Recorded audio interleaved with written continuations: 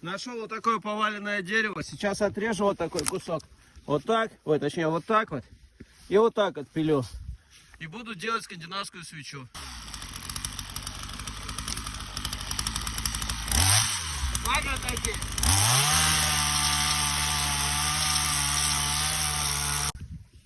Вот у меня вот так получилось.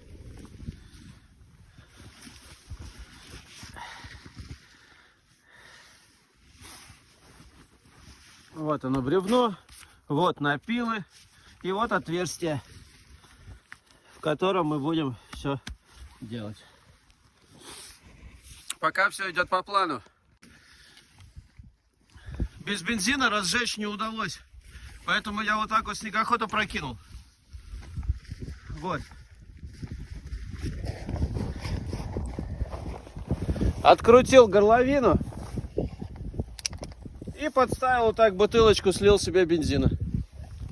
Буду разжигать при помощи бензина. Все, и опять же, только при помощи подручных средств разжигаю. О, загорелось. Сейчас нужно поддерживать этот огонь. Выглядит это следующим образом. Вот видите, кастрюля стоит. Вот, и вот здесь огонь горит. Класс. Есть особенность, чтобы он дышал, этот пень, необходимо вот эти вот линии пропилы делать побольше, поглубже. Мне повезло, я случайно сделал глубокие пропилы, и поэтому у меня здесь нормально, огонь дышит. А если бы не сделал, то он бы все время тух. Перловка. Спасибо охотхозяйству. Вот здесь костер, при помощи которого я буду греться, а здесь готовится еда. Вот. Короче, классный день. Иногда так прикольно одному побыть в лесу. Очень прикольно. В общем, парни, херня это все финская, это свеча или скандинавский костер.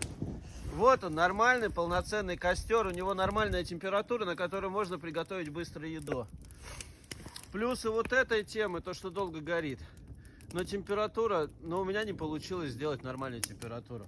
Может быть мокрая полено, может быть еще что-нибудь.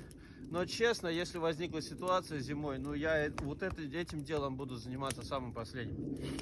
Оно мокрое, блин, разгорается хреново. Вот. А вот этот костер, вот он сейчас даст нам самую правильную температуру. Вот так вот.